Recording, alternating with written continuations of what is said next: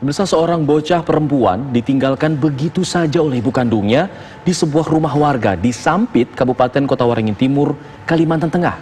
Ironisnya bocah tersebut ditinggalkan dalam kondisi penuh luka dan lebam yang diduga dianiaya ibu kandungnya sendiri.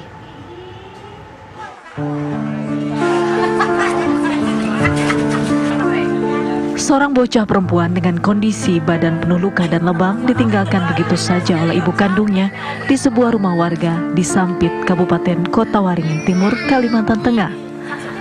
Bocah berinisial L ini mengaku kerap mendapatkan kekerasan dari ibu kandungnya yang bernama Yanti dan ayah tirinya Anto. Selain lebam, terdapat luka berdarah di kening dan pipi L. Tangan kiri korban yang dibebat kain diduga mengalami patah tulang. Sebelumnya korban dititipkan di sebuah rumah warga bernama Sri Hartini oleh ibu korban bersama dua orang lainnya yang mengendarai sepeda motor. Ibu korban meminta Sri untuk mengantarkan korban ke rumah kakeknya yang tinggal tak jauh dari rumah Sri. Tak lama mereka langsung kabur dengan sepeda motor. Saya pegang anaknya, saya bawa masuk, saya dudukin, baru saya lihat mukanya. Oke. Kondisinya seperti apa, Bu? Ya itu, mukanya parah gitu.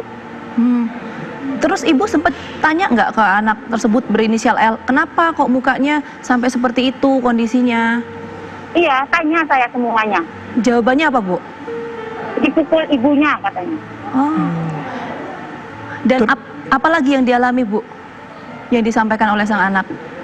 Ya saya tanya ini kenapa pelipisnya kok pecah, ditampar suami ibunya katanya.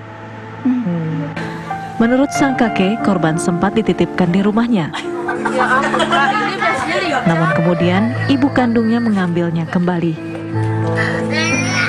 Bukannya mendapatkan kasih sayang, korban justru dianiaya oleh ibu kandungnya dan ayah tirinya. Tak lama berselang, polisi berhasil menangkap kedua terduga pelaku penganiayaan anak saat hendak mencoba melarikan diri ke Banjarbaru, Kalimantan Selatan. Di rumah sakit kami mengadakan interview singkat dengan si kecil ini dan alhamdulillah kami mendapatkan beberapa informasi penting dan mengarah kepada siapa pelakunya. Dan ternyata kemungkinan besar pelakunya adalah ibu kandung korban beserta pasangannya, beserta kekasih.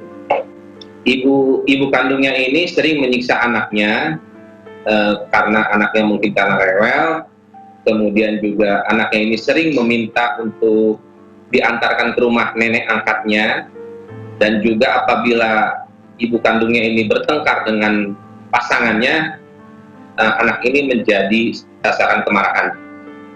Jadi tubuhnya penuh lebam di kedua matanya, selanjutnya di badannya itu penuh bekas cubitan, kita perkirakan bekas cubitan biru-biru.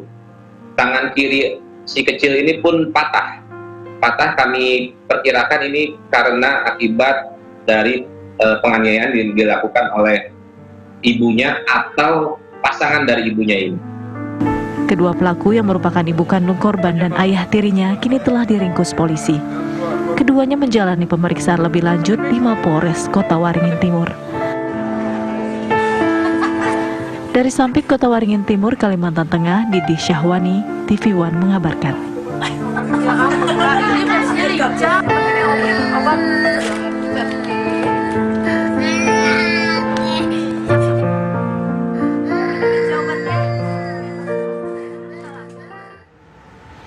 Ya, L, bocah Malang yang mendapat penyiksaan dari ibu kandung dan ayah tirinya, kondisinya kini semakin membaik, pemirsa. Ya, namun beberapa kali bocah tersebut terlihat menangis kesakitan, terutama di tangan kirinya yang patah karena diduga dianiaya oleh pelaku Anto. Untuk sementara, korban dirawat di rumah neneknya. Peristiwa naas yang dialami korban cukup menarik simpati warga. Banyak warga berdatangan ke rumah nenek korban untuk menjenguk serta memberikan berbagai bantuan baik berupa uang, pakaian, dan mainan.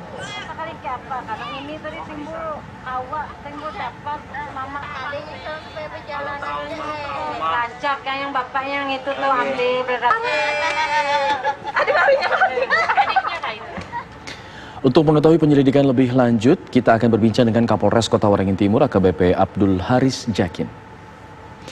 Selamat siang, Pak Abdul. Selamat siang, Mas Alfat.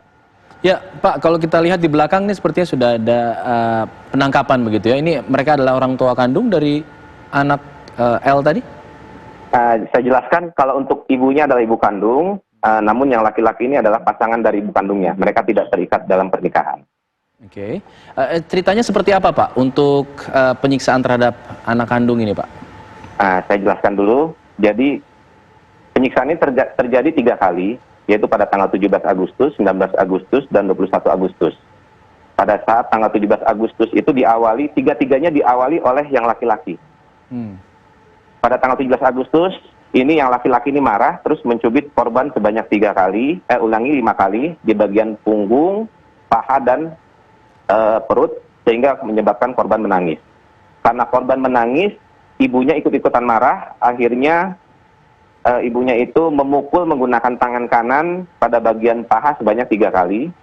Kemudian pada tanggal 19 Agustus, pada saat korban ini disuruh mau tidur tapi nggak mau, tersangka yang laki-laki ini marah lagi, memukul korban dengan tangan kanan pada bagian muka sebanyak 2 kali, dan pada bagian belakang itu sebanyak 3 kali, kemudian menginjak korban pada bagian perut, dan yang terakhir korban ini direndam kepalanya di dalam air, baskom berisi air.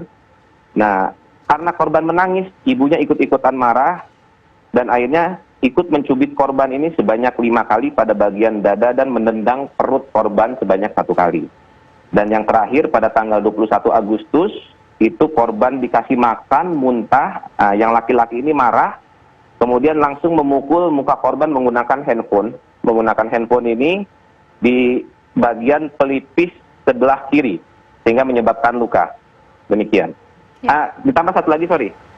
Setelah dipukul di bagian pelipis, tangan si kecil ini dipelintir, sehingga menyebabkan patah. Oke. Pak Kapolres, awal kemudian peristiwa ini bisa diungkap, kemudian ditemukan oleh pihak kepolisian, dan apakah sudah ada fakta-fakta yang dihimpun dari pihak pelaku sendiri maupun juga saksi, apa kemudian yang menjadi dasar? Pada saat kami menerima informasi viralnya seorang anak yang dianiaya oleh orang tuanya, ditelantarkan, kami langsung memerintahkan Kasat Reskrim melakukan penyelidikan di lapangan, dan alhamdulillah dalam waktu singkat